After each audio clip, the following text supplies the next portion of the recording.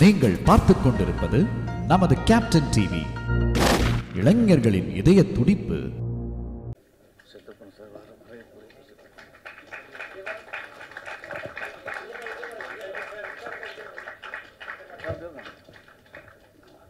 நன்றி.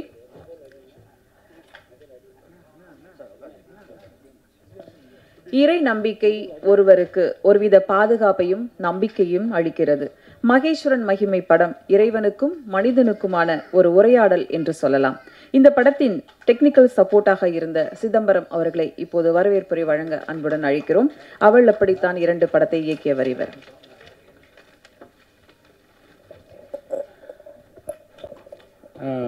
சிறப்பு விருந்தினர்கள் கலந்து கொண்ட அண்ணன் ராஜன் அவர்களுக்கும், அன்பு செல்வன் சார் அவர்களுக்கும், சாமிநாதன் சார் அவர்களுக்கும் மற்றும் திரைக்கலை இந்த படத்தில் கலந்துக்கிட்ட டெக்னீஷியன் அத்தனை பேருக்கும் வணக்கம். முக்கியமாக நான் பேச காரணம் என்னென்னா, சிறப்பு விருந்தினர்கள் மட்டும்தான் அதில் பேச போகிறாங்க. நம்ம படத்தில் இருக்க டெக்னீஷியன் அவளை பேச போகிறார், டைரக்டர் மட்டும்தான் பேச போகிறாரு. அதனால் நான் சின்ன அறிமுகம் பண்ணிடுறேன். நான் லெஸ்வின் தம்பி லெஸ்வின் பின்னாடி படத்துக்கு பின்னணி இசை அமைச்சிருக்காரு. இப்போ தான் விஸ்காம் முடிச்சிருக்காரு. இந்த வருஷமே அவர் என்ட்ரி படத்தில் என்ட்ரி. ஃபியூச்சரில் பெரிய மியூசிக் டேரக்டர் வர பெரிய நம்பிக்கை இருக்குது. என் கூட ஒர்க் பண்ணும்போது நான் தெரிஞ்சுக்கிட்டேன். வாழ்த்துக்கள் தம்பி, வாழ்த்துக்கள். அடுத்து படத்தினுடைய சிறப்பான அம்சம்னு பார்த்தீங்கன்னா, இந்த படத்தில் 4 பாடல்கள் இருக்குது. குறைஞ்ச செலவில் சிறப்பாக பண்ணி கொடுத்துருக்காரு ஆர்டி ஜீவா, மியூசிக் டைரக்டரு. அவர் நிறைய மியூசிக் டைரக்டர் கூட நிறைய ஒர்க் பண்ணியிருக்காரு. இருந்தாலும் இதுதான் ஃபஸ்ட்டு படம் அவருக்கு. இந்த பாடல் நிச்சயமாக பெரிய கிட்டாகும்னு நினைக்கிறேன். நீங்கள் கேட்டீங்க, படம் பார்க்கும்போது பார்த்தீங்கன்னா தெரியும். ஆர்டி ஜீவா, நன்றி ஜீவா. அடுத்து படத்தோட ஹீரோ ஹரி. அவர் ஒரு பெரிய ஒரு ஐடி கம்பெனியில் ஒரு டீம் லீடர். அவர் கீழே ஒரு 50 பேர் வேலை செய்கிறாங்க. இருந்தாலும் படத்தில் லீவ் டயத்தில் தான் வருவார், சனி ஞாயிறு தான் வருவார். அவ்வளோ பிஸி அவர். நல்லா சிறப்பாக நடித்து கொடுத்தாரு. ரொம்ப நன்றி. அடுத்து சாமிநாதன் சாருக்கு அறிமுகம் தேவையில்லை. அவருடைய இந்த படத்தில் அவருடைய பங்கு மிகப்பெரிய பங்கு. முதல்ல ஒரு 2 நாள் தான் வந்தார், பேசி வந்தார். அப்புறம் இன்னொரு நாள் எக்ஸ்டெண்ட் ஆச்சு. ரொம்ப கோஆப்ரேட் பண்ணி இந்த படத்தில் கதையை பேலன்ஸ் பண்ணுறதே அவர் தான். ரொம்ப நன்றி சார் உங்களுக்கு. அடுத்து ஆசிஃபா, அவர் சாருக்கு ஜோடியாக நடித்தார். அவங்க முதல்ல பார்க்கும்போது சொன்னேன், என்னம்மா சின்ன பொண்ணு மாதிரி இருக்கிற, வயசான கேரக்டர் ஆச்சு, ஹீரோவுக்கு அம்மா கேரக்டர் ஆச்சா, பண்ணுவியா அப்படின்னு. அதெல்லாம் பரவாயில்ல சார் அப்படின்னு சாதாரண பண்ணிச்சு. நல்லா கோஆப்ரேட் பண்ணிச்சு. ரொம்ப நன்றி ஆசிஃபா. அடுத்து அண்ணன் செங்கதிர்வாணன். இந்த படத்தில் ஒரு முக்கியமான ஒரு முருகர் பாட்டு அவர் தான் எழுதியிருக்காரு. அவர் நிறைய டிவோஷனல் பாட்டுக்கு எடுத்துகிட்டு 100 கணக்கில் எழுதியிருக்காரு. இந்த படத்தில் ரொம்ப முக்கியமான ஒரு பாட்டு அவர் எழுதியிருக்காரு. அண்ணனுக்கு ரொம்ப வணக்கம், நன்றி. அடுத்து என்னுடைய நண்பர் ஹேமந்த் குமார். சாங் படத்தோடைய ஓப்பனிங் டைட்டில் சாங் தான் எழுதியிருக்காரு. ஹேமந்த் குமார் டைலாக் ரைட்டரு, படம் பண்ண போகிறாரு டைரக்டரு. நன்றி ஹேமந்த் குமார். ஓகே. அடுத்து சிறப்பு விருந்தினர் பேசுறதுக்கு இருக்கிறாங்க. அது முடிஞ்சவன படம் இருக்குது. அதனால் கலந்து கொண்ட அனைவருக்கும் நன்றி சொல்லி விடைபெறுகிறேன். நன்றி, வணக்கம். நன்றி சார். அடுத்ததாக நாம் பேச அழைக்கிறோம். ஆழ்மனதில் எப்போதும் ஒரு கனவு, ஒரு தொலைநோக்கு பார்வை, மற்றவர்களை மகிழ்ச்சியுடன் வைத்திருப்பது என்று எப்போதும் ஆர்வம் குறையாமல் நம்பிக்கையுடன் செயல்பட்டு வரும் ஐடி நபர், இப்போது நடிகராக மாறியுள்ள ஹரிஹரன் அவர்களை பேச அழைக்கிறோம்.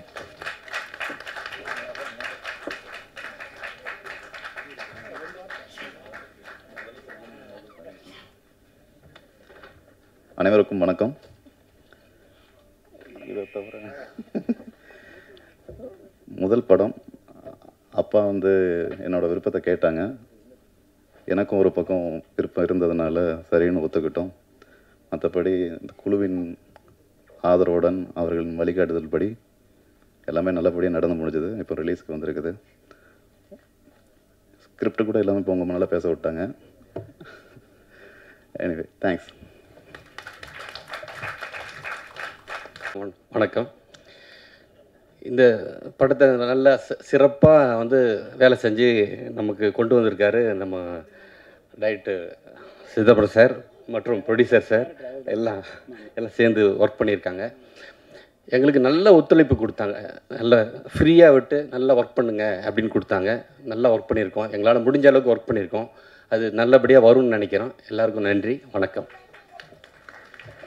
அழைக்கிறோம் சிரிப்பும் மகிழ்ச்சியும் தூண்டும் சின்னத்திரையின் சிரிப்பு மருத்துவர் இவர். அந்த ஒற்றை சொல்லாலே உலகத்து ரசிகர்களை உள்ளங்கையில் கிடத்திய நடிகர் சுவாமிநாதன் அவர்களை பேச அழைக்கிறோம்.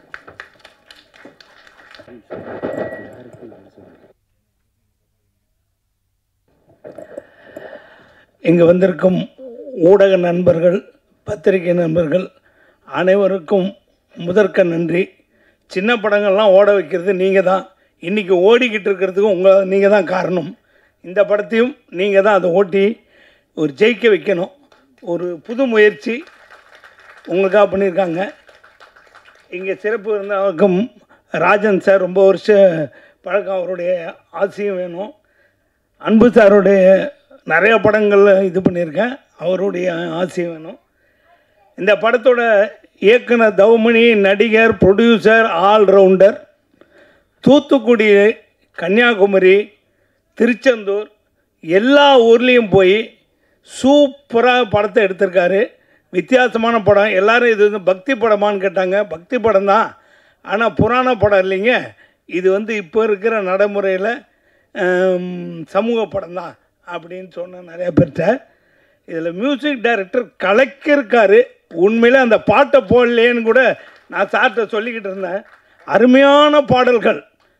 ரைட்டரும் அவ்வளோ நல்லா எழுதியிருக்காரு. ரொம்ப பாராட்ட வேண்டிய விஷயங்கள். ரொம்ப நல்லா இருக்குது. யதார்த்தமாக படம் ஃபுல்லாக தவமணி சார் நடிச்சிருக்காரு. நான் அங்கங்கே அவருடைய நண்பராக நடிச்சிருக்கேன். தேங்காய் பொறுக்கிறதுல ஆரம்பித்து வட்டிக்கு கடன் கொடுத்து பின்னாடி அதே கடன் அவருக்கே கொடுத்து அவரை கடனாளி ஆக்கி இப்படி வரும். எனக்கும் அவருக்கும் ஈஸ்வரன் கூட ஒரு சண்டை வரும். அதில் அவர் ஜெயிச்சிருவார். அதான் நல்லவங்க ஜெயிப்பாங்க, கெட்டவங்க என்றைக்குமே தோற்றுருவாங்கங்கிற மாதிரி ஒரு கதை அது. எனக்கு 2 பசங்க. நான் எவ்வளவு வட்டிக்கு அநியாய வட்டிக்கு கொடுத்து காசு வாங்கினாலும் அதை எப்படி கரைக்கணும்னு ஃபாலோ பண்ணிக்கிட்டே வந்து செய்வானுங்க. படம் ஃபுல்லாக அங்கங்கே காமெடியாக ரொம்ப சிறப்பாக எடுத்து வச்சுருக்காரு. கோவா இருந்து ஃபுல்லாக சிதம்பரம் சார் அவருக்கு ஃபுல்லாக ஹெல்ப் பண்ணி விடாமல் வேலை வாங்கிட்டார். உட்கார விடலை. ஒரு நாளைக்கு 5 சீன் காமெடி சீன் அவரோட எடுத்தார். அவ்வளோ பரபரப்பான இது. ஃபோட்டோகிராஃபரை ரொம்ப பாராட்டணும். கேமராமேன் ரொம்ப அழகாக எடுத்திருக்காரு. எல்லா ஊர்லேயும் போய் எளிமையாக இந்த கிராமத்து அழகை ரொம்ப சிறப்பாக காமிச்சிருக்காரு. நடித்த அனைவருக்கும், எடிட்டருக்கும், இந்த படத்தோட பாட்டு எழுதினவருக்கும், பாடினவங்களுக்கும், மியூசிக் டைரக்டருக்கும் நான் ரொம்ப பாராட்ட தெரிவிச்சுக்கிறேன். பாட்டை போட்டு காமிச்சாங்க. இங்கே போட்டால் ரொம்ப நல்லாயிருக்கும். அவ்வளோ அற்புதமான பாட்டு. படம் சூப்பரான படம். பாருங்கள். உங்கள் சப்போர்ட் வேணும். இந்த மாதிரி சின்ன படங்களையும் ஜெயிக்க வச்சிங்கன்னா அது உங்களுடைய கையில் தான் இருக்காது. எல்லாரும் வாழ்த்தணும். வணக்கம். பெரியவங்களாம் பேச இருக்காங்க. நாம் பேச அழைக்கிறோம். அக்கா தோற்றத்தில் இருந்தாலும் அம்மா தோற்றத்தில் அழகாக நடித்திருக்கும் நடிகை ஆஷிஃபா அவர்களை பேச அழைக்கிறோம்.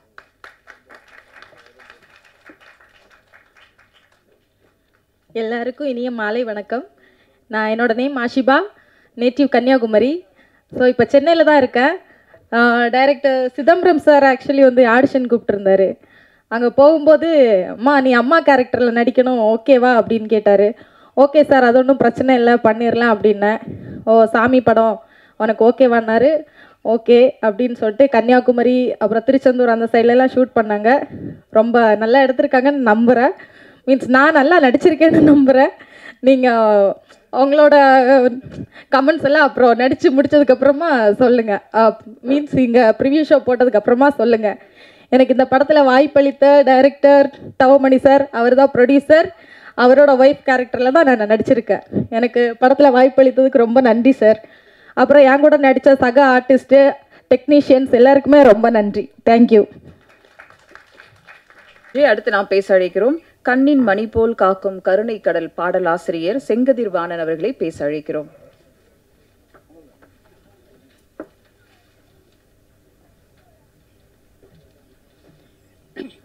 அனைவருக்கும் வணக்கம்.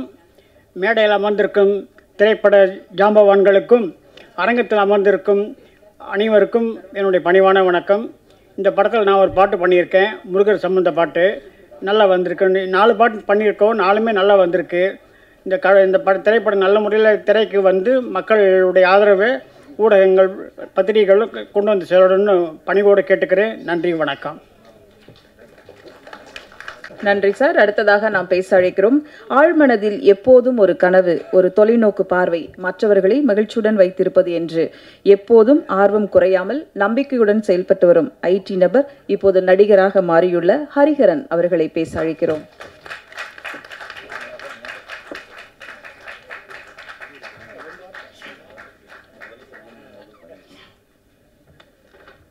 அனைவருக்கும் வணக்கம். இதை தவிர முதல் படம் அப்பா வந்து என்னோட விருப்பத்தை கேட்டாங்க. எனக்கும் ஒரு பக்கம் விருப்பம் இருந்ததுனால சரின்னு ஒத்துக்கிட்டோம். மற்றபடி இந்த குழுவின் ஆதரவுடன் அவர்களின் வழிகாட்டுதல் படி எல்லாமே நல்லபடியாக நடந்து முடிஞ்சது. இப்போ ரிலீஸ்க்கு வந்திருக்குது. ஸ்கிரிப்ட் கூட எல்லாமே இப்போ உங்கள் முன்னால் பேச விட்டாங்க. Anyway thanks. நீங்க ஒரு டீம் லீடர், நிறைய பேசுவீங்கன்னு நினைச்சேன். தேங்க்யூ. அடுத்து நாம் பேச அழைக்கிறோம். நம்பிக்கை என்பது மனம் தீர்மானிப்பது. அப்படி நம்பிக்கை வைத்து சிறுபட தயாரிப்பாளர்கள் நலனில் தொடர்ந்து குரல் கொடுத்து வரும் சிறுபட தயாரிப்பாளர் சங்க தலைவர் திரு அன்புச்செழியன் அவர்களை பேச அழைக்கிறோம். வந்திருக்க மீடியா நண்பர்களுக்கும் வணக்கம். மேடையில் இருக்க அனைவருக்குமே என்னுடைய பணிவான வணக்கம் தெரிவிச்சுக்கிறேன். மகேஸ்வரியின் மகிமை அப்படின்னாலும் தெரிஞ்சிருக்கும். ஈசனை நேராக கொண்டு வந்து நிப்பாட்டார் நம்மளுடைய தவமணி. ஆமாம், ஏன்னா இப்போ நான் கேட்ட அவரை, என்ன வெறும் ட்ரெயிலர் மட்டும் போட்டிங்க, பாட்டு என்னாச்சுன்னு. இல்லை நான் படம் போகிறேன். சரி, இந்த ட்ரெய்லர் எதாவது போட்டுலாமே, நான் அண்ணா ராஜனும் பேசிகிட்டே இருந்தோம். சாங் இல்லாமல் நான் என்னப்பா நாங்கள் பேசுகிறது அப்படின்னு. ஆனால் திருச்செந்தூரை வந்து ஃபுல்லாக லைவில் போய் எடுத்து வந்திருக்காராம். இது இன்றைக்கி காலகட்டத்தில் திருச்செந்தூரை போய் அவ்வளோ அழகாக எடுத்து வந்திருக்காருன்னா அவரை உண்மையிலேயே பாராட்டணும் தவமணி அவர்களை. ஏன்னா இன்றைக்கி எங்கே பார்த்தாலும் பார்த்தீங்கன்னா சாமி ஒரு பக்கம் திட்டிருக்காங்க, அதில் ஒரு பக்கம் பேசுகிறாங்க. ஆனால் அப்பேற்பட்ட முருகன் கோயிலில் போய் தெளிவாக போய் படம் எடுத்து வந்திருக்காரு. ஆனால் என்னென்னா ஒன்றே ஒன்று தான் நான் சொல்லணும். சினிமாக்காரவங்க தான் இன்றைக்கி இவர் நம்ம சாமிநாதன் சார் சொன்னார் சிறுபடங்களை சப்போர்ட் பண்ணுங்கன்னு. நம்ம படம் ஓடாததுக்கு காரணமே சினிமாக்காரவங்க தான். நான் ஓப்பனாக சொல்லுவேன், தெளிவாக சொல்லுவேன். ஏன்னா நான் 89 வந்தேன். வந்தப்போ நான் படம் பார்க்கப்போ ஏன்னா அன்றைக்கி சாப்பாட்டு வழி கிடையாது, தண்ணி தான் குடிச்சு நல்லா வாழ்ந்துருக்கேன். காலையில் தண்ணி தான் சாப்பிடுவோம், மத்தியானம் தான் சாப்பாடு.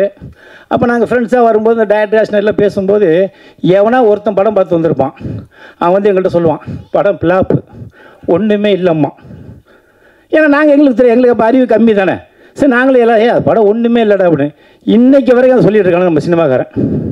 அவன் ஜெயிக்கணும், அவன் முன்னுக்கு வரணும், அவன் லைஃப்பை கொண்டு வரணும், அவன் குடும்பத்தை காப்பாற்றணும் எவனுமே நினைக்கிறேன். இன்றைக்கி வரைக்கும் இந்த வடப்பள்ளியிலும் சரி, இந்த பிரசாத் எதுக்கும் சரி, கோடம்பாக்கம் முடியும் இன்றைக்கி நிற்கிறானுங்க.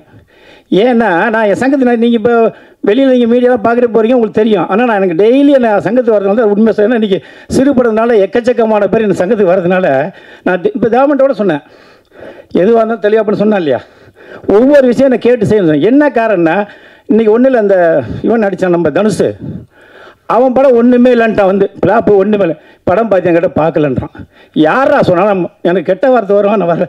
யாரும் சொன்னாங்கண்ணே, டேய் சரி டிஎன்ஏ எப்படா இருக்குது, அது ஒன்றும் இல்லைண்ணே, படம் பார்த்தியா பார்க்கலண்ணே.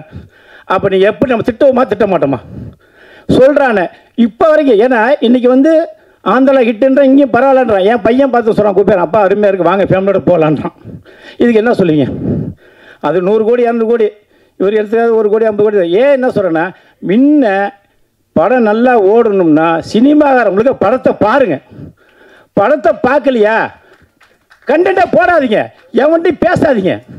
அப்போ தான் நீ உண்மையான ஆம்பளை, உண்மையாலே சினிமாக்காக வந்த சாதிக்கு வந்த மனுஷன் நான் சொல்லுவேன். எல்லா பேரும் சொல்கிறான் படம் பார்க்கல சொல்லிட்டு போ, நல்லா அவன் முடிவு பண்ணிட்டான்.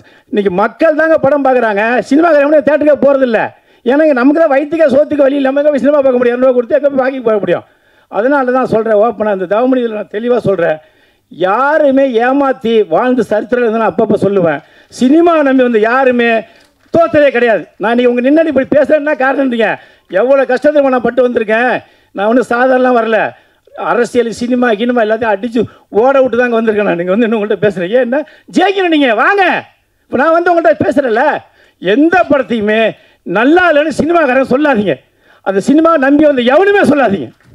நான் இதை மட்டும் சொல்லுவேன், நீங்கள் ஆணிதரமாக சொல்லுவேன். ரஜினி எப்படி இருந்தார், கமல் எப்படி இருந்தார், அந்த ஓடுனா அவங்க 100 கோடி எனக்கு ஓடாட்டினா அவங்க சமாளிப்பாங்க, அடுத்த ஒரு காட்சி சம்பாதிப்பாங்க. இந்த சிறுபட தரப்பை யார் காப்பாற்றுறது, இவங்களை யார் வாழ வைக்கிறது? இப்போ அடுத்த படம் அவங்க பையன் பாருங்க, அறிஞர் சூப்பர் ஹீரோவாக இருக்கார்.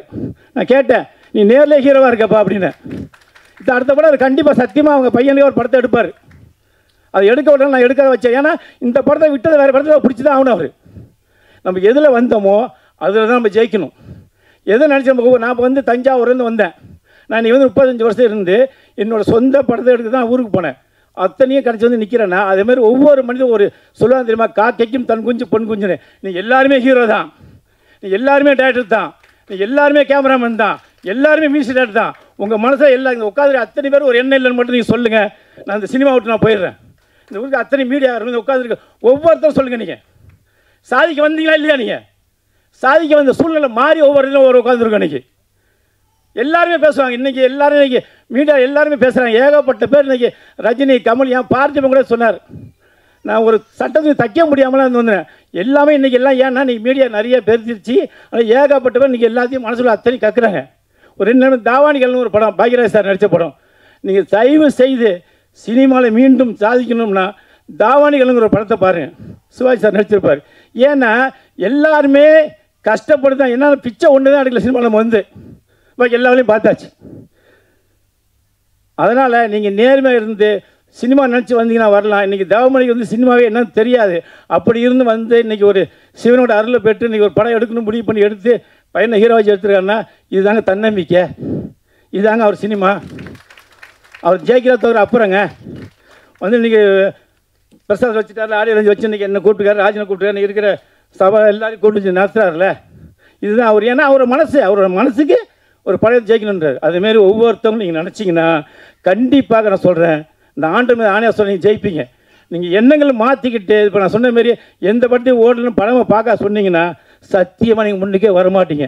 அதையும் மைண்டில் வச்சுக்கிட்டு எல்லாருமே ஜெயிக்கணுங்கிற நிலவோடு இருந்தீங்கன்னா இந்த மகேசன் மகிமை மிகப்பெரிய வெற்றி அடையணும். ஏன்னா அடுத்த படம் வேறு போட போகிறாரு. அதனால் நான் ரொம்ப பேச நேரம் ஆகும். எல்லாருமே சப்போர்ட் பண்ணுங்கள். ஏன்னா நீங்கள் யாரோ ஒரு ஆள் கூட இவரை போய் கதை சொல்லலாம். நான் சப்போர்ட் பண்ணேன். உங்களுக்கு நல்ல கண்டு இருந்தால் தவமணி படம் அடுத்த எடுக்குன்னு சொல்லியிருக்காரு. 2 நேரத்தோட காலையில் ஃபோன் பண்ணேன். அடுத்த படம் பெருசாக பண்ணேன் பையன் வச்சுனேன். அது சொன்னீங்கன்னா கதை நல்லது நானே சொல்லி அவரை டேரக்டர் வேணான்ருவேன். நான் ஓப்பனாக நீங்கள் டேரக்ஷன் பண்ணாதீங்க, படத்தை நடிங்க அப்படின்றேன். ஏன்னா ஒரே ஆள் 3 பண்ண முடியாதுங்க. நானே டேரக்டரு, நானே ப்ரொடியூசரு, நானே ஹீரோனா அவரால் முடியாது. படம் கண்டனை எப்படி பண்ண முடியுங்க? அவருக்கு ஒரு ஃபீலிங் இருக்கும். இருந்தாலும் சரி நம்ம முதல் சாமி படத்தை சொல்லி எடுத்திருக்காரு. அவர் நம்ம எல்லோரும் பாராட்டுவோம். எல்லா ஒரு சாமினா சொன்ன மாதிரி எல்லோரும் போய் கொண்டு சேருங்க. ஏன்னா சினிமாவே அனுபவமே இல்லாமல் சினிமா வந்து எடுத்திருக்கார். இதுக்கே நம்ம கை தட்டணும், இவரையே நம்ம பாராட்டணும். இவர் மிகப்பெரிய வெற்றி அடையணும். ஏன்னு கேட்டால் நான் யாருக்குமே சப்போர்ட் தான் பண்ணுவேன். என்னென்னு திட்டுவேன், ஏமாந்தவன் சொல்லுவேன். ஆனால் ஏமாறதுக்கு முன்னாடி நம்மள்கிட்ட பேசிட்டாரு. தயவு செய்து எல்லாம் சப்போர்ட் பண்ணுங்க. நன்றி, வணக்கம். அடுத்து நாம் பேச அழைக்கிறோம். படைத்தல், காத்தல், அழித்தல், மறைத்தல், அருளல் என்று இந்த 5இன் அர்த்தம் சிவனே. இந்த பிரபஞ்சத்தை உருவாக்கிய பேரண்டமும் அவரே. சிவனின் புகழ் பேச வீதியில் உலா வந்த நாடகத்தினை ஊருக்கே எடுத்துச் சொல்லும் படம் இது. எடுத்து வைப்பது சிவனாக இருந்தாலும் 8வது சிகரமாக மாற வேண்டும். இறையாய் உயிராய் நினைக்கும் மகேஸ்வரன் மகிமை பட தயாரிப்பாளர், இயக்குனர், நடிகர் திரு தவமணி அவர்களை பேச அழைக்கிறோம்.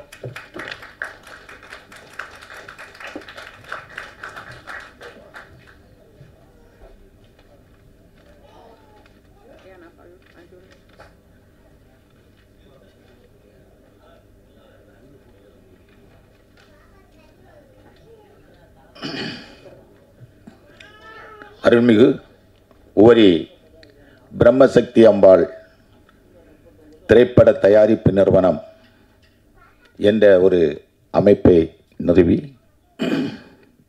அதன் மூலமாக இந்த மகேஸ்வரன் மகிமை என்ற திரைப்படத்தை எடுக்க வேண்டும் என்று ஒரு முடிவு செய்து ஒரு லெட்டர் பேட் அடித்து, நான் பேசணும் நிறைய பேசணும், இருந்தாலும் அந்த அம்மா பேரை சொல்லிவிட்டு 4 லைன். நான் என் வாழ்க்கையில் ஒரு படம் எடுப்பேன். இவங்க இந்த ராஜன் சாரு, இந்த அன்பர் செல்வன் சாரெல்லாம் நான் பார்ப்பேன். அவங்க முன்னாடி நின்று பேசுகிறதுக்கு எனக்கு இன்னைக்கு ஒரு ரைட்டு கிடச்சிருக்கே. அதே அந்த சிவனோட அருள் தான். இல்லைன்னா நான் அந்த மேடையில் வரவே முடியாது. எந்த காரணம் கொண்டு வர முடியாது. அது ஒரு சக்தி, அந்த பிரம்ம சக்தி. எல்லாரும் வணங்குற தெய்வத்தை ஏதாவது ஒரு வகையில், எந்த தெய்வமாக இருந்தாலும் சரி தான், ஹிந்துவாக இருந்தாலும் சரி, கிறிஸ்தவராக இருந்தாலும் சரி, இஸ்லாமியராக இருந்தாலும் சரி, நாம் வணங்குற தெய்வத்தை விடாமல் பிடிக்கணும். நாம் செய்கிறது இன்றைக்கி நான் சாமிக்கு அதை பண்ணேன், இதை செஞ்சேன் சொல்லவே கூடாது. நாம் பாட்டுக்கு செஞ்சிட்ருக்கணும், நாம் பாட்டு வணங்கிட்டு இருக்கணும். நாம் நினச்சது நடக்கும், கண்டிப்பாக நடக்கும். நான் இந்த மேடையிலேருந்து நான் சொல்கிறேன், சின்ன வயசில் நான் என் பையனை வச்சு எடுத்த நடித்த கதாபாத்திரத்தை அவனுக்கு கொடுத்துருக்கேன். அவன்கிட்ட கேட்டேன், என்கிட்ட காசு இருக்குது, கடன் வாங்கல, ஒரு பைசா கடன் கிடையாது இன்னைக்கு வரைக்கும். அப்படித்தான் அந்த படத்தை எடுத்துருக்கு. அந்த அம்மா எனக்கு சக்தி கொடுத்துருக்கு. 24 வயசில், என் வயசை சொன்னால் நீங்கள் ஆச்சரியப்படுவீங்க, எல்லாம் கொஞ்சம் மேக்கப்பில் தான் இருக்கேன். 74 வயசு, 1952 பிப்ரவரி மாதம் 19ஆம் தேதி பிறந்திருக்கேன். கணக்கை பார்த்துருங்க. எல்லாம் சொல்கிறலாம் மேக்கப் தான். ராஜன் ஐயா எப்படி இருக்காங்க? பலமாக இருக்காங்க. அவங்க இந்த இதில் டிவிலெல்லாம் பேசுகிறதெல்லாம் கேட்கும்போது உண்மை அப்படியே உள்ளொன்று வைத்து புறமொன்று பேசுவார், உறவு கலவாமை வேண்டும்பாங்க எழுப சொல்லியிருக்காரு. அந்த மாதிரி ஆள் அவங்க. சாரும் அப்படித்தான் அறிவுரை சொல்லுவாங்க பாருங்க. அவங்க குரூப்பில் நான் அதுக்கு பதிலே போட மாட்டேன், எல்லாம் நான் அப்சர்வ் பண்ணி வச்சிடுவேன், எல்லாம் கேட்டுக்கிடுவேன், தெரிஞ்சுக்கிடுவேன். அவ்வளவு ஆழமான கருத்துக்கள், அவ்வளவு ஐடியா. இதை பண்ணு, இப்படி செய், அதை பண்ணாத, இதை யார் சொன்னாலும் கேட்க மாட்டாங்க. அவங்களுக்குன்னு ஒரு வழி. நானும் அப்படித்தான் போயிட்டேன், நானும் அப்படித்தான் போனேன். ஏன்னா நான் வந்து இந்த மாதிரி ஒரு படம் எடுப்போம், இந்த மாதிரி பிரசாந்த் ஸ்டுடியோவில் நான் பேசுவேன், நான் கனவுல கூட நினைக்கலைங்க. அதுக்கு அந்த சக்தி, அந்த பிரம்ம சக்தி தான் அந்த இதை கொடுத்துருக்கா. என் பையனுக்கு ஒரு ஃபியூச்சர் இருந்தால் அவன் வரட்டும். எனக்கு இதில் நான் இன்னும் மேலும் நடிக்கணுங்கிற ஆசையோ அந்த இதெல்லாம் எனக்கு கிடையாது. ஆனால் ஒரு படம் எடுக்கணும், அது பக்தி படமாக இருக்கணும். நான் நடிச்சிருந்தேன், அதில் பாராட்டு கிடச்சிது எனக்கு. 2 கேரக்டரில் இன்றைக்கு நான் நடிச்சிருக்கல, அன்றைக்கு நடிச்சிருக்கேன். 24 வயசில் நான் இதே தகப்பனார் கேரக்டரில் நடித்தேன். 31 வயசில் 25 வயசு பையனாக நடித்தேன். இப்போ 74 வயசில் 45 வயசு மனிதனாக நடிச்சிருக்கேன். இது நடிப்பு. சினிமாங்கிற உலகத்தை வச்சு முழுமையாக பேசுகிறதுக்கு எனக்கு ரைட்டே கிடையாது. ஏன்னா நான் அனுபவசாலியோ, அதில் எனக்கு ஒன்றுமே ஏது தெரியாது, இசட்டும் தெரியாது. ஏ டு இசட் தெரிஞ்சவங்களாம் இருக்காங்க, பெரிய பெரிய ஆட்கள் இருக்காங்க. ராஜன் சார் எவ்வளோ பெரிய ஆள், எத்தனை படம் தயாரிச்சிருக்காங்க, எல்லா நடிகரும் அவங்களுக்கு தெரியும். நான் இன்றைக்கு இந்த மேடையில் அவங்க முன்னாடி பேசுகிறதுக்கு எனக்கு ஒரு வாய்ப்பு கிடைச்சது. அந்த பிரம்மசக்தி அம்மாளுக்கும் அந்த சிவபெருமானுக்கு தான் நான் நன்றி சார். இப்படி நான் ஒரு மேடையில் என்ன பேசுவேன் நான் எதிர்பார்க்கவும் இல்லை. அந்த ஒரு சூழ்நிலையை உருவாக்கி கொடுத்தது அந்த தெய்வங்கள் தான். ஆனால் கோயிலுக்கு நிறைய செஞ்சுருக்கேன், நிறைய போவேன். என் குடும்பங்களுக்கு தெரியும், என்னை சார்ந்தவர்களுக்கு தெரியும். அதை நான் என்ன ஒன்று நாங்கள் சொல்கிறதுக்கு நான் விரும்பவும் இல்லை. நீங்களும் அதே மாதிரி பக்தியாக எந்த தெய்வமாக இருக்கட்டும், ஒரு கல்லை வச்சு கொண்டா என்ன 1000 பேர் நாத்திகம் பேசுவான், நம்ம ஆத்திர்கள் பின்னாடி கூடாது. பிடிங்க, ஒரே படி வெற்றி கிடைக்கும் ஏதாவது ஒரு வழியில். அதுக்காக எல்லாரும் நடிகராகணும், எல்லாரும் ப்ரொடியூசராக முடியாது. ஜாதகம் இருக்கணும், ஜாதகம் இருக்கணும். எனக்கு அது இப்போ வந்திருக்குன்னு நினைக்கிறேன். எத்தனை வயசில் வந்திருக்கு பாருங்கள். 24 வயசில் நடிக்க நினச்சேன். டைலாக்லாம் நல்லா பேசுவேன். நாடகத்தில் நடித்த உடனே சொல்லுவேன் என் ஃப்ரெண்ட்ஸ் எல்லாம் ஏய் போப்பா சினிமாவுக்கு. நான் ஒரு கான்ட்ராக்ட் இன்னைக்கு 24. ஏன்னா என்னை பற்றி ரொம்ப புகழ சொல்ல விட ஐயா பெரிய ஆளெல்லாம் பேச வேண்டியிருக்கு. இருந்தாலும் நீங்கள் தெரிஞ்சால் நீங்களும் அதை கொஞ்சம் ஃபாலோ பண்ண நல்லாயிருக்கும். எல்லாருக்கும் கஷ்டத்தை சொல்லலாம், ஆனால் நான் பொய் சொல்லலை, உண்மைதான். எனக்கு பொய் சொல்லவும் தெரியாது, சொல்லவும் மாட்டேன். ஜாலிக்கு பேசுவேன், நண்பர்களோட பேசுவேன், கிண்டலுக்கு பேசுவேன், கேலிக்கு பேசுவேன்.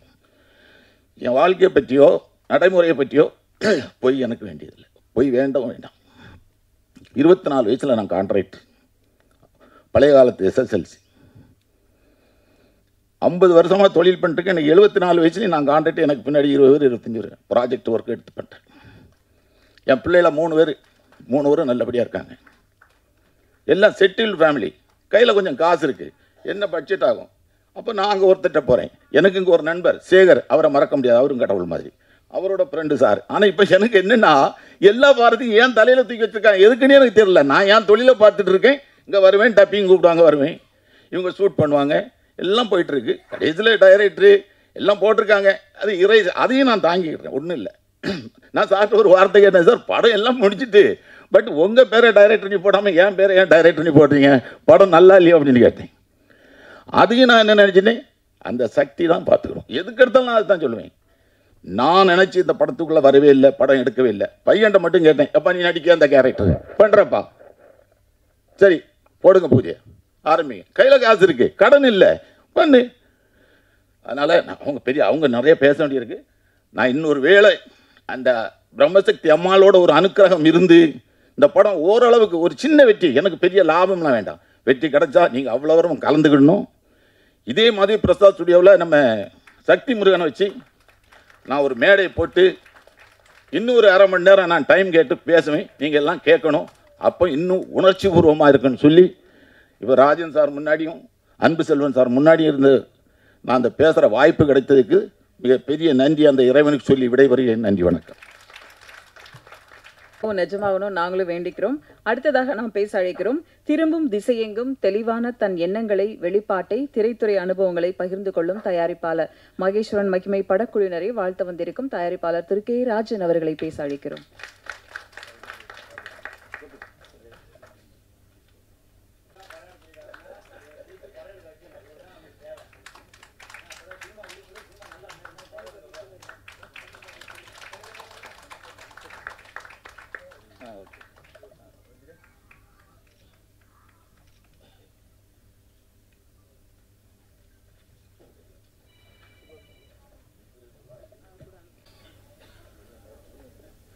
முயற்சி உடையார் இகழ்ச்சி அடையார்.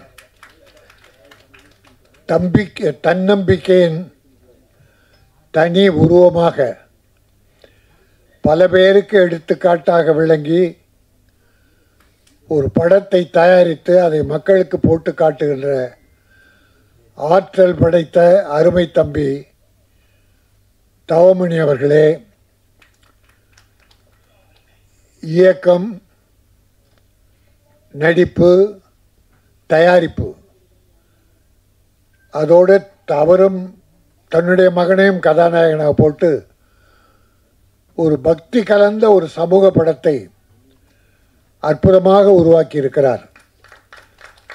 அந்த தம்பியின் பேச்சு ஒவ்வொன்றும் தன்னம்பிக்கை தருவதாக, ஒவ்வொருவரையும் ஊக்குவிப்பதாக, யாருமே சோர்ந்து விடாதீர்கள், நம்பிக்கை வையுங்கள், அது நடக்கும், இறைவன் மீது நம்பிக்கை வையுங்கள், அவர் நடத்துவார் என்பதை தம்பி தவமணி அவர்கள் பிரமாதமாக பேசினார். படம் எடுத்தது நம்ம ஒரு சின்ன முன்னோட்டம் பார்த்தோம். பாட்டு 4 பாட்டு நல்லா இருக்குன்னு சொன்னாங்க. சாமிநாதன், தம்பி சாமிநாதன் நடிகர், அவர் பார்த்துருக்காரு, அவர் நடிச்சிருக்காரு. இந்த சிறுபட தயாரிப்பாளர்களை ஊக்குவிக்கிறதுல என்னுடைய அருமை தம்பி அன்பு செழியன் பல அட்வைஸ் பண்ணிட்டுருக்கார். தன் சொந்த செலவில் ஒரு சங்கத்தை உருவாக்கி ஒரு இடத்தை அதுக்குன்னு வாடகை சொந்த இடத்திலே வச்சு வர்ற சிறுமுதிட்டு பட தயாரிப்பாளர்கள்லாம் வழிகாட்டியாக விளங்கி தவறுனா தட்டி கேட்கறது, தவறு பண்ணாத. இப்போ அவர் பேசுனதை கேட்டீங்க. பல பேர் பூஜை போடுற அளவுக்கு வருவான், பூஜைக்கு பிறகு காணாம போயிடுவான். சில பேர் கோட்டை படம் எடுப்பான், கோட்டை அடிப்பான், அதுக்குள்ளே கோட்டுக்கு செலவு பண்ணுற பணத்தை படத்துக்கு செலவு பண்ண மாட்டான். இப்போ சிலர் ஆஃப் அடிப்பாங்க, பாதி படம் வரையும் வரும், முடிக்க முடியாது. சிலர் முடிச்சிடுவாங்க, ரிலீஸ் பண்ண முடியாது. ஏன்னா ரிலீஸ் நேரத்தில் இருக்க கஷ்டங்கள் இருக்க, அவ்வளோ பெரிய கஷ்டம். கியூபுக்கு பணம் கட்டாமல் இன்றைக்கி ஏறக்குறைய 80-90 படம் நிற்கிது சார். படம் எடுத்துட்டாங்க, சென்சார் பண்ணிட்டாங்க. கியூபுக்கு இந்த பப்ளிசிட்டிக்கு ஒரு 50 லட்சம் வேணும். அது இல்லாமல் இன்றைக்கி 60-70 படம் நிற்கிது. நான் சிலருக்கு ஃபைனான்ஸ் பண்ணியிருக்கேன். 16 படம் ரெடியாக இருக்குது, எனக்கு பணம் வரல. ஏன்னா வாங்க ஆள் இல்லை, கடன் வாங்கி படம் எடுத்துட்டாங்க. திருப்பி அதை கொடுத்தா தான் இவங்க விடுவாங்க, திருப்பி கொடுக்க முடியல, ஏன்னா வியாபாரம் இல்லை. நான் ஒன்று தப்பாக சொல்லலை. ஒரு அதர்வான்னு ஒரு தம்பி ஹீரோ, உதாரணத்துக்கு சொல்கிறேன், ஒரு 7-8 ஹீரோக்கள் நிலைமை தான் இல்லை, ஒரு 15 ஹீரோ நிலைமை தான். அதர்வாவது மட்டும் 9 படம் முடிஞ்சிருக்கு சார். 9 படம் முடிஞ்சிச்சு. எப்போ? 2 years, 2 வருஷமாக முடிஞ்சிருக்கு. என் தம்பி மைக்கேல் ராயப்பன் பெரிய படம்லாம் எடுத்தவர், சக்ஸஸ்ஃபுல் ப்ரொடியூசர். அதரா வச்சு ஒரு படத்தை 2 வருஷமாக இன்னும் ரிலீஸ் பண்ண முடியல. உதாரணத்துக்கு சொல்கிறேன், எங்கள் ப்ரொடியூசர் படுற கஷ்டத்தை சொல்கிறேன். அவருக்கும் பணம் கொடுத்துருக்கேன். அதரா படத்துக்கு மட்டும் 3 படத்துக்கு கொடுத்துருக்கேன். படங்கள் 2-3 வருஷம் ஆச்சு ரிலீஸ் ஆகுது. பட் அந்த தம்பிக்கு 1.25 கோடி சம்பளம். சொலையா டப்பிங் முன்னால் இவர் 1.5 கோடி வாங்கிட்டார். ப்ரொடியூசர் கதி என்ன அவஸ்தப்படுறாங்க சார், வெளியில் பார்க்குறோம். அந்த நிலையில் எப்படியோ கஷ்டப்பட்டு படத்தை ரிலீஸ் பண்ணால் நம்ம சினிமாக்காரனே அன்பு செழியன் சொன்னது போல் என்ன படமா இது, என்ன படம் எடுத்துக்கணும், இவன்லாம் படம் எடுக்க வந்துட்டானுங்க. ஏன்னா நாய உனக்கு முடியலன்னா விட்டு போடா, எடுத்து பாவம் கஷ்டப்படுறவனை கிண்டல் பண்ணிக்கிட்டு படம் நல்லா இல்லைன்னு சொல்லிட்டு, அது நம்ம ஆளுங்களே இல்லை, வெளியில் இருக்க பப்ளிக் சொன்னால் ரைட். பத்திரிகை நிருபர்கள், ஊடக நண்பர்கள் நிறைய எழுதி குறை எழுதுறது அவங்க கடமை. அவங்க குறை சொன்னால் பரவாயில்ல, இருக்கிற குறைய. ஆனால் கூட இருந்து நல்லா சாப்பிட்டுட்டு அவனே சொல்கிறான் சார், இப்படிப்பட்ட இந்த சினிமா சூழ்நிலையில் தம்பி தவமணி சொந்த எனக்கு இன்னொரு மகிழ்ச்சி என்னென்னா கடனே இல்லை, மொத்த பணத்தையும் போட்டு சுதந்திரமாக எடுத்துருக்கார். கேட்க ஆளே கிடையாது. அவர்கிட்ட ஒருத்தன் வர முடியாது. தொழிலாளிக்கு துரோகம் இல்லை, தொழிலாளி டெக்னீஷியன் எல்லாருக்கும் பணம் கொடுத்தாச்சு. இப்போ அவங்க ஹாப்பி, ப்ரொடியூசர் செட்டில் பண்ணிட்டோம், கடன் இல்லாமல் ஒரு படம் எடுத்துட்டோம், மகனை ஹீரோ உருவாக்கிட்டோம் என்கிற ஒரு நல்ல நம்பிக்கை. இந்த படம் வெற்றி பெற்றால், அந்த பணம் திரும்பி வந்தால் இதை விட ஒரு பெரிய படம் எடுப்பார். இந்த பணம் வேறு எதுக்கும் போகாது. அதான் சார் திருமுதலிட்ட பட தயாரிப்பாளர், போட்ட பணம் எடுத்து வந்தால் திருப்பி படம் தான் நாங்கள் எடுப்போம். தொழிலாளிக்கு வேலை கிடைக்கும், எல்லோரும் லைஃப்பில் சந்தோஷமாக இருக்கலாம். அது ப்ரொடியூசர் செய்கிற தியாகம். ஆகவே அதுவும் மகேஸ்வரன் மகிமை, கடவுளின் பெயரை வச்சு அந்த மகேஸ்வரன் மகிமையால் இந்த படம் வெற்றி பெறணும்னு நான் இறைவனை வேண்டிக் கொள்கிறேன். இன்றைக்கி ஒரு விஷயத்தை மட்டும் பொது நலன் கருதி, மக்கள் நலன், சினிமாக்காரங்க மட்டும் இல்லை, பொதுவாகவே மக்கள் நலன் கருதி, அது தமிழக மக்கள், இந்திய மக்கள், உலக மக்கள், அவர் நன்மையை கருதி ஒரு விஷயம். இன்றைக்கி அண்டர் கிரவுண்டில் ஓடிட்டுருக்க ஒரு மேட்டர், ஒரு 3 மாதத்துக்கு முன்னால் ஒரு ஆடியோ ஃபங்க்ஷன், அதில் ஒரு ஹீரோ, அந்த படத்து ஹீரோ வந்திருந்தார். அழகாக இருப்பார், தெலுங்குலேயும் ஹீரோ பண்ணுறார். அவர் இப்போ கைதாகி ஜெயிலில் இருக்கார். என்ன காரணம்? கொக்கைன்னு ஒரு போதைப் பொருளுக்கு அடிமையாயிட்டார். எனக்கு ரொம்ப வேண்டிய தம்பி, என் தம்பி சாமிநாதன் மாதிரி, அவனும் ஒரு நல்ல தம்பி, நல்லா பழகுவான், மரியாதையானவன், அழகன். பாராட்டினேன், நான் மேடையில் பாராட்டினேன், அழகன். ஆனால் குடும்பத்தில் ஒரு சூழ்நிலை வந்தது. குடும்பத்தில் ரொம்ப அவஸ்தைப்பட்டான், கோர்ட்டு கேஸுன்னு. அது ஒரு ஒரி. அது போக படங்கள் இல்லாமல் போயிடுச்சு. இப்போ நம்ம ஆளுங்க நடிகர்களோ இல்லை ப்ரொடியூசர் எப்படி இப்படி அடிமையாகிறாங்கன்றதுக்காக உதாரணத்துக்கு சொல்கிறேனே தவிர நான் யாரையும் குறை சொல்லலை. ஒரு செய்தி வந்ததால் அந்த தம்பி பேரை சொன்னேன், எனக்கு ரொம்ப வேண்டியவன்ற உரிமையில் சொன்னேன். இப்படி நிறைய பேர் இருக்காங்க, நிறைய குடும்பம் கெட்டு போயிருக்கு. பிறகு அவர் என்ன பண்ணுறாரு, படம் இல்லைன்னும் போது ஒரு படம் எடுக்கிறார் சொந்தமாக. எடுத்து படம் முடித்து ரிலீஸ் ஆகலை, வியாபாரம் இல்லை. பிறகு கடன் வாங்கி படத்தை ரிலீஸ் பண்ணிட்டார், அதில் அவஸ்தைப்பட்டார். இது ஒரு ஒரி. எல்லா ஒரிசையும் தீர்க்க மதுக்கு அடிமையாயிட்டார். மது ஒரு ஒரிசை ஒழிச்சிருமா? மது உடலை கெடுக்கும், குடலை கெடுக்கும், குடும்பத்தை கெடுக்கும், மனைவி மக்களை கெடுக்கும். மனிதன் என்ற அந்த வார்த்தையை கெடுத்துரும். மதுவால் வாழ்ந்தவர்கள் யாரும் இல்லை. குடியால் குடும்பம் கெட்டதை தவிர இன்னைக்கு தமிழ்நாட்டில் மட்டும் இல்லை சார், உங்களுக்கு தெரியும், எல்லாம் தெரியும். இந்தியா முழுக்க தமிழ்நாட்டில் கொஞ்சம் குறைவே சொல்லலாம். நீங்கள் குஜராத்தில் மது விலக்கு, ஏன்னா காந்தி பிறந்த மண்ணு, மது விலக்குன்னு சொல்கிறாங்க. பட் வேறு நாட்டில் இருந்து அங்கே துறைமுகத்தில் தான் வந்து இறங்கலாம், அங்கேருந்து தான் நாட்டு கடத்தப்படுதான்.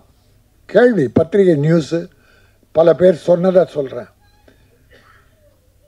சினிமா ஒரு காரணம்.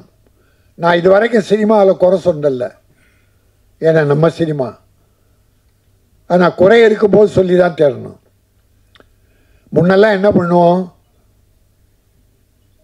சார், சினிமா என்ன சார் சொல்லிட்டோம், சமுதாயத்தில் நடக்கிறது தான் சார் சொன்னோம். ஆணவ கொலை நடக்கலையா, அதை கதையை எடுத்தோம். சாதி வரி இல்லையா, அதை கதையை எடுத்தோம். கற்பழிப்பு இல்லையா, பாலியல் பலாத்காரம் இல்லையா, அதை கதையை எடுத்தோம்னு சொல்லிட்டு இருந்தோம். இப்போ சினிமாவில் இது நிறைஞ்சு போச்சு சார். இந்த நான் உங்களை தர்ம நியாயமாக கேட்குறேன், இந்த 1 இயரில் எத்தனை படம் சார் ரிலீஸ் ஆகிருக்கும்? 241 படம் போன வருஷம். அதில் சின்ன படங்கள் தான் குடும்ப தர்மத்தை சொல்லியிருக்கு. பெரிய படங்கள் பூரா எடுத்து பார்த்தீங்களா, என்ன படம்? வெட்டு, குத்து, கொலை, கொள்ளை, கஞ்சா கடத்தல். பெரிய ஹீரோ சார். நீ ஒரு நல்ல குடும்ப கதை சொல்லக்கூடாது? கஞ்சா கடத்தல் மட்டும் விஜயே நடிச்சிருக்காரு, அஜித் நடிச்சிருக்காரு, ரஜினி சார் நடிச்சிருக்காரு. இப்போ உங்களுக்கு கோடி, 1000 லட்சக்கணக்கான தொண்டை இருக்கான், ரசிகர் இருக்கான். நீ சினிமாவில் குடிக்கிறத காட்டினா ஒரு லவ் ஃபெயிலியர், பாருக்கு போய் தண்ணி அடிக்கிறது, காலேஜில் ஃபெயில் தண்ணி அடிக்கிறது, இதான ரெமெடி? ஒன்று தோற்று போனால் தண்ணி அடிக்கிறதான ரெமெடி? நீங்கள் சினிமாவில் பண்ணுறீங்க, உன்னை தொண்டன், ஒரு ரசிகன், என் தலைவரே அடிச்சாடுறா. நான் எல்லாரையும் சொல்ல, ஒரு 70% இப்படி தான் சார் இருக்குது. 70% இப்படி தான் இருக்குது. நாடு குட்டிச்சவராக இந்த 1 இயர் நீங்கள் சொல்லுங்கள், இல்லைன்னா எனக்கு சொல்லுங்கள், எத்தனை சினிமாவில் கடத்தல் சார்? ஹீரோ ஒரு துப்பாக்கி வச்சுருக்கான் சார். 50 பேர் கையில் துப்பாக்கி, அறிவாளு, குண்டு, இவ்வளோ நிலமாக வச்சுக்கிட்டு ஹீரோ மேலே படாது. ஆனால் ஹீரோ சுடுவார், ஒரு குண்டுக்கு 100 பேர் விழுவான். அவன் ஹீரோ ஒல்லியாக இருப்பான், 80 கிலோ, 120 கிலோ ஆள் 10 பேர் வர்றான் சார். இப்படி வீசினா 10 பேர் வர்றான் சார். என்ன சார் அக்கிரமமாக இருக்குது? இதை பார்த்து சமுதாயம் கெட்டு போகுதா இல்லையா? இப்போ குடி வேறு வந்துடுச்சா? இளைஞன் 18 வயசு பையனில் குடிக்க ஆரம்பிச்சிட்டான், கட்டுப்பாடு இல்லை. காலேஜ் ஸ்டூடெண்ட்ஸ் குடிக்க ஆரம்பிச்சிட்டாங்க சார். வெட்கி தலைவந்து ஒரு தாத்தாவா குழந்தைகள் 6 பேர பிள்ளைங்க எனக்கு எல்லாம். என் ஸ்கூலில் 500 பிள்ளைங்க படிக்கிறாங்க, பேர பிள்ளைகள். என் ஸ்கூலில் படிக்கிற பிள்ளைங்க என் பேர பிள்ளை தான். அத்தனை பேருக்கு நான் பொறுப்பு. ஆனால் நாட்டில் இன்றைக்கி கவர்மெண்ட் ஸ்கூலில் பையன் குடிக்கிறான் சார், டேபிளில் உட்காந்து, நாம் டிவியில் பார்த்தோம். காலேஜில் குடிச்சிட்டு வெட்டிக்கிறானுங்க சார். குடியால் இந்த நாடு கெட்டு குட்டிச்சோர் ஆயிடுச்சு. அப்படின்னா நான் தமிழ்நாட்டை மட்டும் சொல்கிறேன்னு நினைக்காதீங்க. தமிழ்நாட்டில் மட்டுமல்ல, நான் தமிழக முதல்வரை கையெழுத்து வேண்டி கேட்டுக்கொள்ளுகிறேன். பல பேட்டியில் சொல்லியிருக்கேன், தமிழ்நாட்டில் மதுவிலக்கை கொண்டு வந்து மக்களை காப்பாற்றுங்கள். அவரும் வசதி இருந்தால் நிச்சயம் செய்வார். தமிழக முதல்வருக்கு அந்த எண்ணம் இருக்குது. ஆனால் இங்கே மூடிட்டாங்கன்னா பக்கத்தில் புதுச்சேரி, அங்கே ஒசூர் தாண்டின பெங்களூர், இங்கே கேரளா, ஆந்திரா, பார்டருக்கு போயிடுறான் சார் நம்ம ஆள் பஸ் ஏறி. அப்போது இந்த பணம் எப்படியோ எங்கேயோ அழிஞ்சு போகுது. இந்தியா பூராவிலும் நான் பிரதமர் மோடி அவர்களை நல்லா பண்ணுறீங்க, பிரதமர் மோடி அவர்களே நல்ல திட்டங்கள் பண்ணுறீங்க, ஆனால் மது விலக்கை தேசிய கொள்கையாக வைத்து மகாத்மா காந்தி பிறந்த மண் குஜராத், அந்த குஜராத்தில் பிறந்தவர் தான் மோடின்றாங்க, அமித்ஷான்றாங்க. அந்த குஜராத் மண்ணுக்காவது, காந்தி பிறந்த மண்ணுக்காவது இந்த மது விலக்கை அகில இந்தியாவில் மூடுங்க. ஒரு கூலி தொழிலாக பிராந்தி கிடையாது சார். படித்தவங்க கொஞ்சம் பேர் தான், ஒரு 20%, 25%. கூலி தொழிலாளரில் வண்டி இருக்கிறவன், கொத்தனார், வேலை முடிச்சுட்டு கூலி வாங்கி நேராக வீட்டுக்கு போகிற சார், அவன் பிராந்தி கடைக்கு போகிறான் சார். குடிச்சிட்டு தெருவில் விழுந்து கிடக்கிறான், வீட்டில் பொண்டாட்டி அடிக்கிறான், குழந்தைகளை அடிக்கிறான். கலவர பூமி ஆயிடுச்சு சார். அதனால் இது ஒரு வாய்ப்பாக கிடைச்சதால அதை உங்கள்கிட்ட மனந்திறந்து பேசணும். தப்புனா தயவுசெய்து மன்னிச்சிருங்க. பொது நலன் கருதி இந்த நாடு நல்லா இருக்கணும்னா குடி இந்தியா பூரா இருக்கக்கூடாது. அதை பிரதமர் மோடி அவர்கள் கண்டிப்பாக செய்து மக்களை காப்பாற்ற வேண்டும். நீங்கள் என்ன நல்ல திட்டங்கள் கொண்டு வந்தாலும் குடி இருந்தால் எல்லாம் அழிஞ்சிடும் சார், பிரயோஜனம் இல்லை சார். அவன் உழைச்சி அவன் வாங்கி கொடுக்கட்டான் சார் வீட்டுக்கு, அவன் உழைச்சி குடிக்கு கொடுத்துருவான். குடியில் வர வருவாயை நம்ம இனம் கொடுக்கறது என்ன தர்மம்? ஆகவே நல்ல எண்ணம் கொண்டு மக்கள் மீது அக்கறை கொண்டு இந்த வார்த்தைகளை நான் இங்கே உங்களிடத்தில் வேண்டுகோளாக வைத்தேன். எல்லோரும் ஒருமித்த குரலோடு இளைஞர்கள், அப்துல் கலாம் வேண்டாம் சார், இந்தியா வல்லரசு ஆகணும்னா இப்போ இவன் குடிச்சு கெட்டு குட்டிச்சவரானா எப்படி வல்லரசு ஆகணும்? ஆகவே நல்ல நாடு இந்தியா, அதிலும் சிறந்த நாடு தமிழகம். இந்தியா முழுக்க உயர்ந்து இருக்க வேண்டும், குடியில்லாத நாடாக இருக்க வேண்டும். நல்ல குடிமக்கள், சிட்டிசன்ஸ் இந்த நாட்டை காப்பாற்ற வேண்டும். உலகில் வல்லரசாக இந்தியா விளங்க வேண்டும் சொல்லி மகேஸ்வரன் மகிமை தம்பி தவமணியை காப்பாற்ற வேண்டும். இறைவன் காப்பாற்றுவான். நல்ல மனம் கொண்டவர் அவர். அடுத்து படம் எடுக்க வேண்டும், தொழிலாளர்களுக்கு வேலை கொடுக்க வேண்டும், பல டெக்னீஷியனை உருவாக்க வேண்டும் என கேட்டு இவ்வளவு நேரம் பொறுமையாக கேட்ட சண்டே பல பொழுதுபோக்கு இருந்தாலும் அதெல்லாம் விடுத்து தவமணிக்காகவும் மற்ற நண்பர்களாக வந்திருக்கீங்க. உங்களெல்லாம் வணங்கி விடைபெறுகிறேன். நன்றி, வணக்கம்.